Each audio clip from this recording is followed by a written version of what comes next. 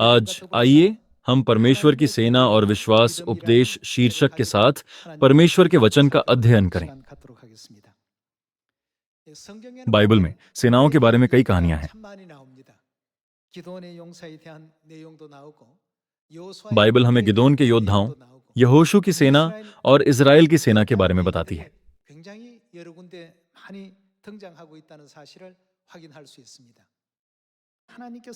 हम ये सोच सकते हैं कि परमेश्वर ने हमें सिखाया है कि बाइबल उद्धार के लिए ज्ञान प्रदान करती है, तो फिर उसमें सेनाओं के बारे में इतनी सारी कहानियां क्यों हैं? ये बहुत दिलचस्प सवाल है। क्या सेना ऐसा समूह नहीं जो जीवन और मृत्यु से निपटता है? सेना एक विशेष समूह है। यदि वे शत्रु को नष्ट न करें, तो वे स्वयं नष्ट हो जाएंगे।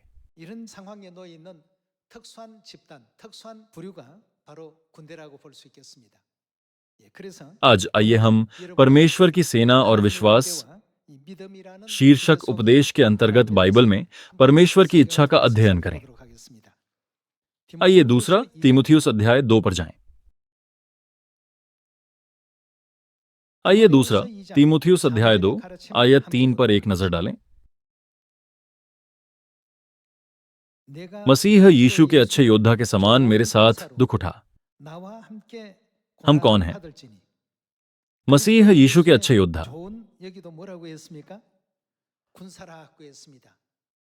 क्या सेना सैनिकों का समूह नहीं होता? मसीह यीशु के अच्छे योद्धा के समान मेरे साथ दुख उठा। जब कोई योद्धा लड़ाई पर जाता है तो इसलिए कि अपने भर्ती करने वाले को प्रसन्न करे, अपने आप को संसार के कामों में नहीं फंसाता। बाइबल हमें यह सिखाती है। बाइबल हमारे बारे में क्या कहती है? हम यीशु मसीह के अच्छे योद्धा हैं। आइए देखें कि बाइबल में सेना और हमारा उद्धार किस प्रकार आपस में जुड़े हुए हैं।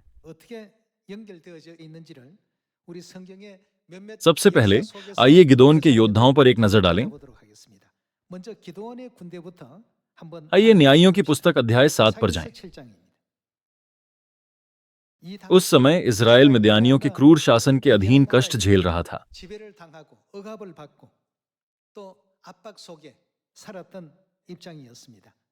परमेश्वर ने गिदोन का उपयोग इज़राइलियों को उत्पीड़न से मुक्त कराने और उनके देश को पुनर्स्थापित करने के लिए किया।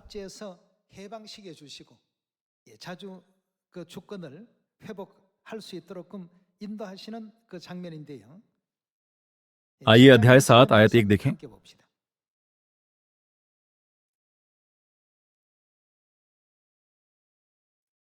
आयत 1 में यह लिखा है, तब गिदोन, जो यरूब्बाल भी कहलाता है, और सब लोग जो उसके संग थे सवेरे उठे और हरोद नामक सोते के पास अपने डेरे खड़े किए। और मिद्यानियों की छावनी उनके उत्तरी ओर मोरे नामक पहाड़ी के पास तराई में पड़ी थी। तब यहोवा ने गिदोन से कहा, जो लोग तेरे संग हैं वे इतने हैं कि मैं मिद्यानियों को उनके हाथ नहीं कर सकता। नहीं तो इज़राइली यह कहकर मेरे विरुद्ध अपनी बड़ाई मारने लगेंगे कि हम अपने ही भुजबल के द्वारा बचे हैं। इसलिए तू जाकर लोगों में यह प्रचार करके सुना दे, जो कोई डर के मारे थरथराता हो वह गिलाद पहाड़ से लौटकर चला जाए।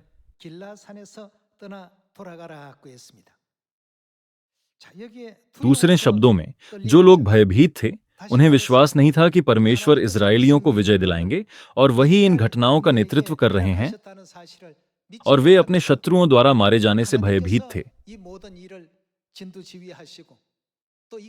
उन्हें क्या करने को कहा गया?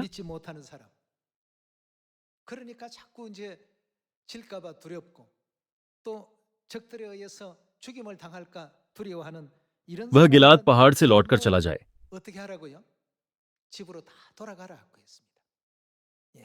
परमेश्वर के योद्धा बनना सम्मान की बात है, लेकिन परमेश्वर ने उन लोगों को घर वापस भेज दिया जिनके पास विश्वास नहीं था, यह कहते हुए वह लौटकर चला जाए। जो सैनिक बचे रहे वे वही थे जिन्हें परमेश्वर पर पूर्ण विश्वास था।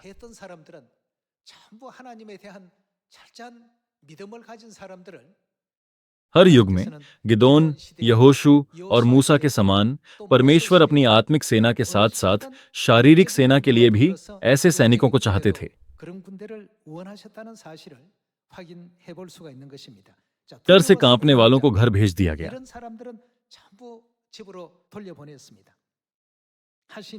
तब 22,000 लोग लौट गए और केवल 10,000 रह गए।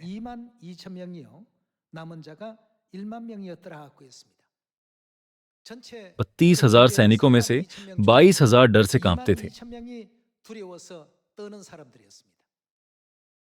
दूसरे शब्दों में, उन्हें परमेश्वर पर विश्वास नहीं था। उन्हें घर भेज दिया गया।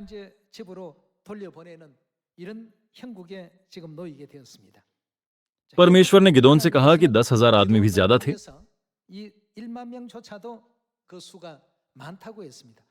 परमेश्वर ने सेना की गिनती को जीत या हार तय करने नहीं दिया।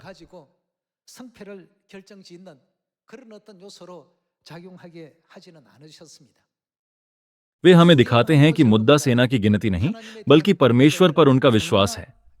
सब कुछ उनके विश्वास से आया।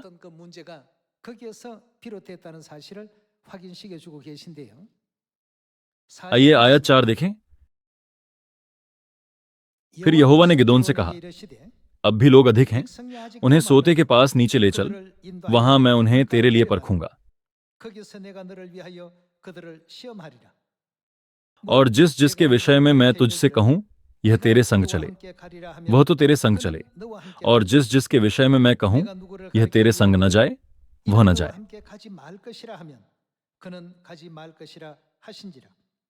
तब वह उनको सोते के पास नीचे ले गया। वहां यहोवा ने गिदोन से कहा, जितने कुत्ते के समान जीभ से पानी चपड़ चपड़ करके पिए, उनको अलग रख, और वैसा ही उन्हें भी जो घुटने टेक कर पिए। जिन्होंने मुंह में हाथ लगा चपड़ चपड़ करके पानी पिया, उनकी तो गिनती 300 ठहरी, और बाकी सब लोगों ने घुटने टेक कर पानी पिया। आयत 7। तब यहोवा ने गिदोन से कहा, इन 300 चपड़ चपड़ करके पीने वालों के द्वारा मैं तुमको छुड़ाऊंगा और मिद्यानियों को तेरे हाथ में कर दूंगा, और अन्य सब लोग अपने अपने स्थान को लौट जाएं। 32,000 सैनिकों में से 22,000 डर से कांपते थे। तब केवल 10,000 लोग बचे थे। उन्होंने कहा, हम डरते नहीं हैं, हम अंत तक परमेश्वर की इच्छा का पालन करेंगे। परमेश्वर ने देखा कि उन 10,000 में से कुछ जो अभी साहसी हैं, बाद में भय से घुटने टेक देंगे, इसलिए उन्होंने उन्हें अलग कर दिया। फिर केवल 300 ही बचे। गिदोन के 300 विश्वासी पुरुषों के साथ हजारों शत्रुओं पर विजय यह दर्शाती है कि परमेश्वर अपनी सेना के लिए पूर्ण विश्वास रखने वालों को चुनते हैं।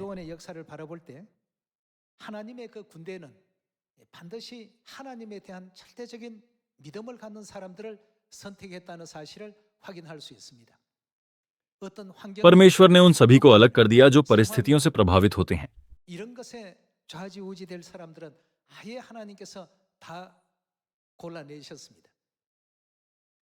इस सुसमाचार के युग में दूसरी तीमुथियुस अध्याय 2 कहता है कि हमें मसीह के अच्छे योद्धा बनने के लिए बुलाया गया है। गिदोन की सेना की तरह परमेश्वर के काम आने वाले योद्धा बनने के लिए हमें विश्वास रखने की आवश्यकता है। हमें इस बारे में सोचना चाहिए कि हमारे सुसमाचार का नेतृत्व कौन करते हैं, उसका मार्गदर्शन कौन करते हैं, और इसका परिणाम क्या होगा। जो लोग डरते हैं वे सोचते हैं, अगर हम असफल हो गए तो क्या होगा, अगर असफलता से समस्याएं पैदा हो गईं तो क्या होगा, इसीलिए वे डरते हैं। परमेश्वर ने सब कुछ पहले से ही तैयार किया है, हमें बस जाना है। उन्होंने हमें सामरिया और पृथ्वी के छोर तक जाने और सभी देशों के लोगों को चेला बनाने के लिए कहा है। उन्होंने हमें वह सब कुछ बताया जो हमें करना है। लेकिन कुछ लोगों को संदेह हुआ, यह सोचते हुए, क्या यह सचमुच काम कर सकता है? मैं इतना सक्षम नहीं हूं, मेरे पास जो कुछ है उससे यह असंभव है। परमेश्वर के बारे में सोचने के बजाय वे केवल अपनी ही स्थिति पर ध्यान केंद्रित करते हैं। अपनी परिस्थितियों पर ध्यान केंद्रित करने के कारण वे अनजाने में उन 22,000 लोगों के साथ शामिल हो गए जिन्हें परमेश्वर ने 32,000 में से अलग किया था, और फिर उन 9,700 लोगों के साथ शामिल हो गए जिन्हें 10,000 में से नहीं चुना गया था। सभी लोगों, परमेश्वर ने लोगों की संख्या नहीं देखी और न ही उन्होंने उन्हें उनके कौशल के आधार पर चुना।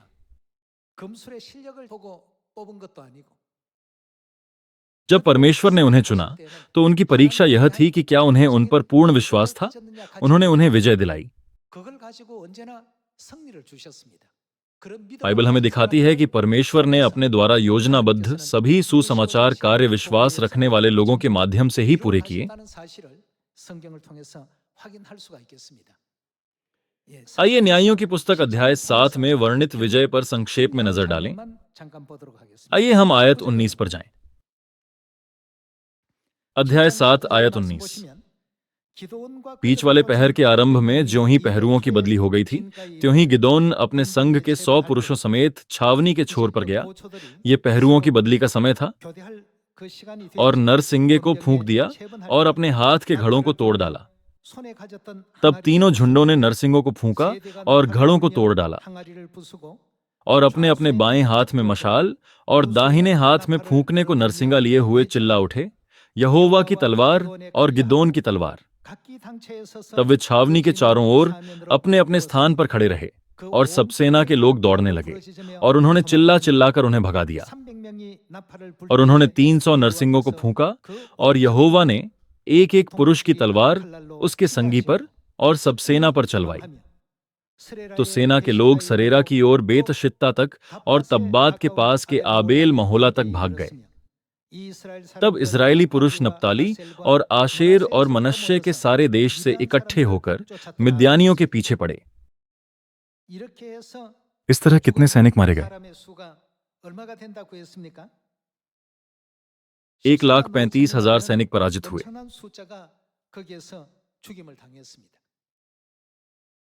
हालांकि केवल 300 लोगों ने ही नरसिंगा फूंका, फिर भी यह अद्भुत घटना हुई। परमेश्वर की विजय का तरीका रहस्यमय है।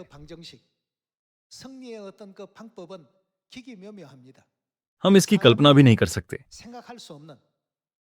हम सोच सकते हैं हम अपने दुश्मनों पर हमला कैसे कर सकते हैं। हम तीरों और तलवारों से कितने लोगों को मार सकते हैं। हमें विजय कब मिलेगी? यह अकल्पनीय है कि 300 लोग 1,35,000 लोगों को मार गिराएं।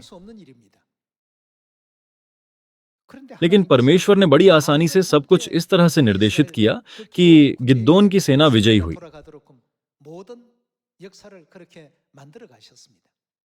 परमेश्वर केवल सेना के विश्वास को ही देखते थे।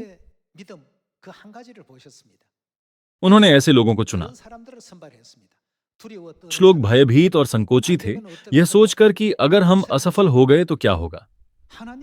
यद्यपि स्वयं परमेश्वर उनका नेतृत्व कर रहे थे, फिर भी वे भयभीत थे, ठीक वैसे ही जैसे मनुष्यों की सेना। परमेश्वर ने उन्हें अपनी सेना से अयोग्य घोषित किया। परमेश्वर का कार्य अद्भुत था। उन्होंने 300 योग्य पुरुषों से 1,35,000 को आसानी से मार गिराया। यह आज हमारे लिए इस प्रश्न का उत्तर देता है,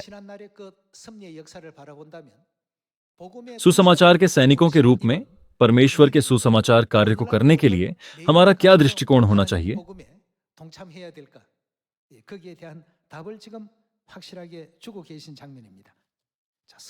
हमें बाइबल की स्पष्ट शिक्षाओं को अनदेखा या भूलना नहीं चाहिए।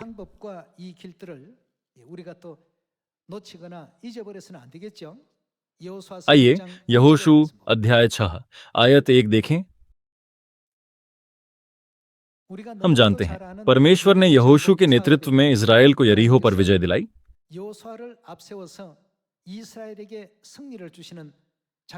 अध्याय 6 आयत 1।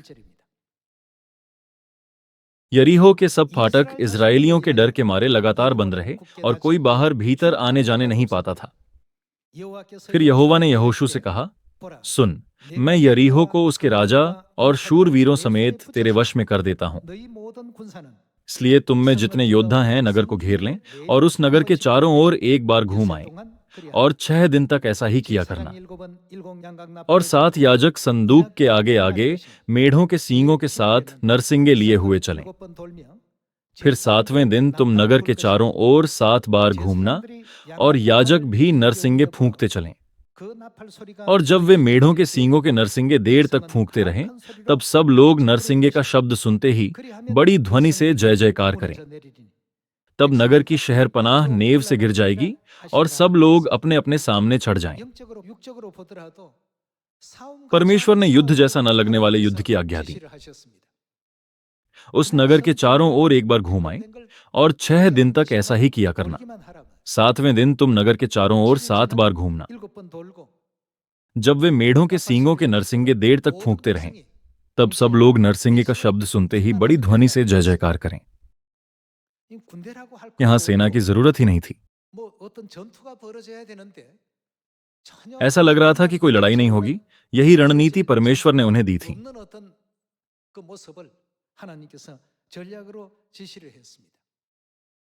यहोशू की सेना ने परमेश्वर के वचन का ठीक पालन किया। अब आइए हम आयत 15 पढ़ें, यह देखने के लिए कि आगे क्या हुआ। आइए आयत 15 पर जाएं।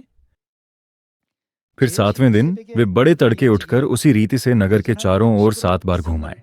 केवल उसी दिन वे 7 बार घूमे। तब 7वीं बार जब याजक नरसिंगे फूंकते थे, तब यहोशू ने लोगों से कहा, जय जयकार करो, क्योंकि यहोवा ने यह नगर तुम्हें दे दिया है। और नगर और जो कुछ उसमें है यहोवा के लिए अर्पण की वस्तु ठहरेगी। केवल राहाब वेश्या और जितने उसके घर में हों वे जीवित छोड़े जाएंगे, क्योंकि उसने हमारे भेजे हुए दूतों को छिपा रखा था। आइए आयत 20 देखें। तब लोगों ने जय जयकार किया और याजक नरसिंगे फूंकते रहे। और जब लोगों ने नरसिंगे का शब्द सुना तो फिर बड़ी ही ध्वनि से उन्होंने जय जयकार किया। तब शहर पनाह नींव से गिर पड़ी और लोग अपने अपने सामने से उस नगर में चढ़ गए और नगर को ले लिया। कनान का पहला नगर यरीहो एक मजबूत किला था। इस्राएली 6 दिन तक उसके चारों ओर घूमे, फिर 7वें दिन 7 बार। उन्होंने केवल जय जयकार की और किले की दीवारें गिर गईं। यहां भी यहोशू की सेना से परमेश्वर को विश्वास चाहिए था। क्या हम सच में ऐसे जीत सकते हैं? क्या हम ऐसे युद्ध जीत सकते हैं? युद्ध की योजना पर विचार करें। गिदोन की सेना और यरीहो में यहोशू के लिए परमेश्वर की विधियां मानवीय तर्क से परे थीं। उनके तौर तरीके सामान्य ज्ञान से परे थे। हमें यह समझना होगा कि परमेश्वर ने हमेशा ही इस्राएल की सेना का नेतृत्व मानवीय समझ से परे तरीकों से किया है।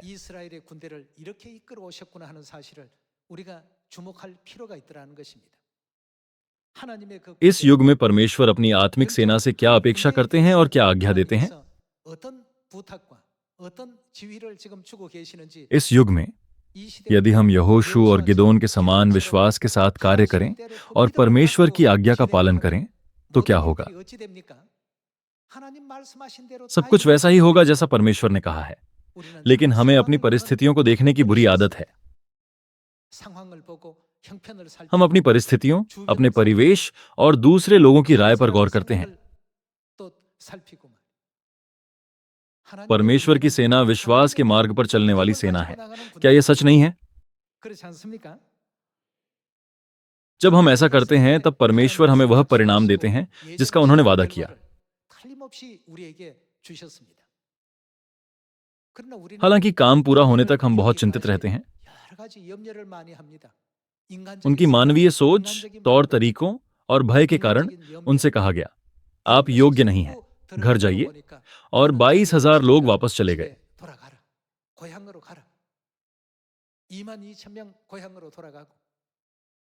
उन 10,000 पुरुषों में से 9,700 घर लौट गए और परमेश्वर ने केवल 300 लोगों के साथ विजय दिलाई।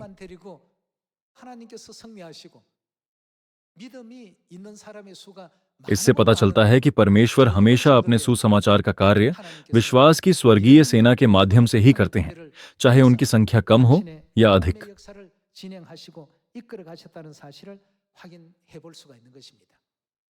फिर पवित्र आत्मा के युग में परमेश्वर ने सुसमाचार प्रचारक सेना को क्या आज्ञा दी है? आइए मत्ती रचित सुसमाचार पर एक नजर डालें। मत्ती अध्याय 24। आइए हम आयत 13 देखें। परंतु जो अंत तक धीरज धरे रहेगा उसी का उद्धार होगा। और राज्य का यह सुसमाचार सारे जगत में प्रचार किया जाएगा कि सब जातियों पर गवाही हो, तब अंत आ जाएगा। यीशु ने अपनी सुसमाचार सेना को इस अंत के बारे में सिखाया। और राज्य का यह सुसमाचार सारे जगत में प्रचार किया जाएगा और सुसमाचार का कार्य समाप्त हो जाएगा। आइए अध्याय 28 पर जाएं। मत्ती अध्याय 28 आयत 18।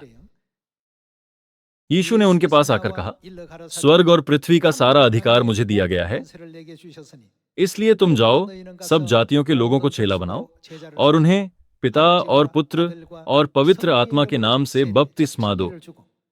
न कौन है को माइकौर की कौन कुटकोन है, और उन्हें सब बातें जो मैंने तुम्हें आज्ञा दी है मानना सिखाओ, और देखो मैं जगत के अंत तक सदा तुम्हारे संग हूं। स्वर्गीय सुसमाचार सेना के सेनापति यीशु ने कहा कि यह सुसमाचार सामरिया और पृथ्वी के छोर तक निश्चित रूप से प्रचार किया जाएगा, और हमें यह तरीका सिखाया, सब जातियों के लोगों को चेला बनाओ। जिस प्रकार परमेश्वर ने यहोशू को 6 दिनों तक एक बार और 7वें दिन 7 बार यरीहो के चारों ओर परिक्रमा करने के लिए कहा था, उसी प्रकार परमेश्वर अब हमें एक विधि प्रदान करते हैं। हमें सभी जातियों को क्या करना चाहिए? इसलिए तुम जाओ, सब जातियों के लोगों को चेला बनाओ और उन्हें पिता और पुत्र और पवित्र आत्मा के नाम से बपतिस्मा दो, और उन्हें सब बातें जो मैंने तुम्हें आज्ञा दी है मानना सिखाओ। जैसा कि मत्ती अध्याय 24 में है, जब ऐसा होगा तब राज्य का सुसमाचार पूरा हो जाएगा। चाहे यहोशू की सेना हो या गिदोन की, उन्होंने ठीक वही किया जो परमेश्वर ने कहा था। फिर क्या हुआ? उन्हें परमेश्वर के वचन के अनुसार परिणाम प्राप्त हुए। तो फिर आज परमेश्वर की सुसमाचार सेना के बारे में क्या? क्या हमें परमेश्वर के वचन पर विश्वास करके आगे नहीं बढ़ना चाहिए? परमेश्वर ने कहा, और राज्य का यह सुसमाचार सारे जगत में प्रचार किया जाएगा। और जब तक यह काम पूरा नहीं हो जाता, वे हमारे लिए क्या करेंगे?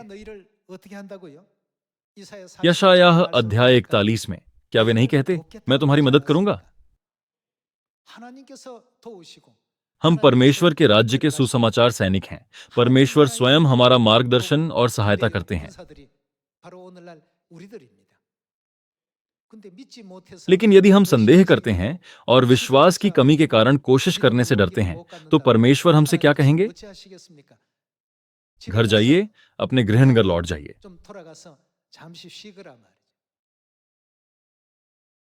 यहोशू और गिदोन की सेनाओं की तरह परमेश्वर के मिशन पर निकली सुसमाचार सेना को भी विश्वास रखना चाहिए।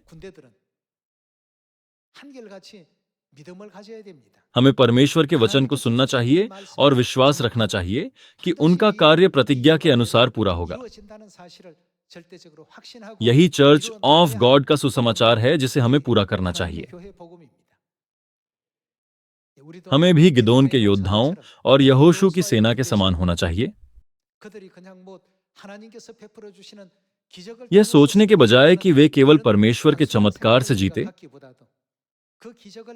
हमें यह पूछना चाहिए, परमेश्वर ने इसे कैसे पूरा किया? इसमें परमेश्वर की और सैनिकों की क्या भूमिका थी? जब परमेश्वर ने कहा जाओ, तो वे गए। जब उन्होंने कहा चेला बनाओ, तो उन्होंने ऐसा ही किया। जब उन्होंने कहा बपतिस्मा दो, तो उन्होंने बपतिस्मा दिया। जब उन्होंने कहा, मेरी आज्ञाओं को मानना सिखाओ, तो उन्होंने उन्हें आज्ञा मानना सिखाया। जब हम ऐसा करते हैं, तब सुसमाचार सामरिया और पृथ्वी के छोर तक सभी जातियों में प्रचार किया जाता है और हमें इसका एहसास भी नहीं होता। आपने ऐसा नहीं किया, लेकिन उशुआइया में और उन दूरदराज के स्थानों में भी चर्च स्थापित किए गए हैं जहां आप कभी भी नहीं गए। जब परमेश्वर कहते हैं, मैं सब कुछ करूंगा, इसलिए चिंता मत करो, बस 6 दिनों तक प्रतिदिन एक बार और 7वें दिन 7 बार घूमो, तो हमें बस वही करना चाहिए जो वे कहते हैं। फिर सुसमाचार का क्या होगा? क्या परमेश्वर ने पहले ही यह वादा नहीं किया था कि सुसमाचार का प्रचार पूरे विश्व में किया जाएगा? हमें जीवन के उस सुसमाचार का प्रचार सभी को करना चाहिए जो हमारे माता पिता ने हमें सिखाया है। अगर हमारा पड़ोसी कहे, आप बगल वाले घर में रहते थे, लेकिन आपने मुझे कभी प्रचार नहीं किया, तो क्या होगा? हमें अपने पड़ोसियों, परिचितों, रिश्तेदारों, परिवार, दोस्तों और सहकर्मियों को खुशखबरी का प्रचार करना चाहिए, ताकि हमें ऐसी शिकायतें न सुननी पड़े। कुछ लोग सुनेंगे और कुछ लोग अस्वीकार करेंगे, लेकिन अगर हम उन्हें नहीं बताएंगे तो स्वर्गीय लोग सत्य को ग्रहण नहीं कर पाएंगे। इसलिए हमें सबको बताना चाहिए। हमें अपने मिशन को कभी नहीं भूलना चाहिए। हम परमेश्वर के राज्य के सुसमाचार के सिपाही हैं। आइए, हम माता पिता को उनके महान कार्य में शामिल होने का अवसर देने के लिए धन्यवाद दें। आइए, सुसमाचार प्रचारकों के फल देकर उन्हें आनंद और महिमा प्रदान करें।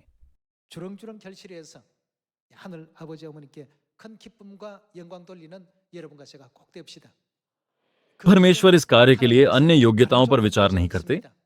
बाइबल कहती है कि परमेश्वर की सेना में शामिल होने के लिए सबसे महत्वपूर्ण योग्यता विश्वास है। आइए, हम सुसमाचार के मार्ग पर विश्वास के साथ आगे बढ़ें कि सब कुछ वैसा ही पूरा होगा जैसा परमेश्वर ने कहा। इसके साथ मैं उपदेश को समाप्त करना चाहूंगा। आपका बहुत बहुत धन्यवाद।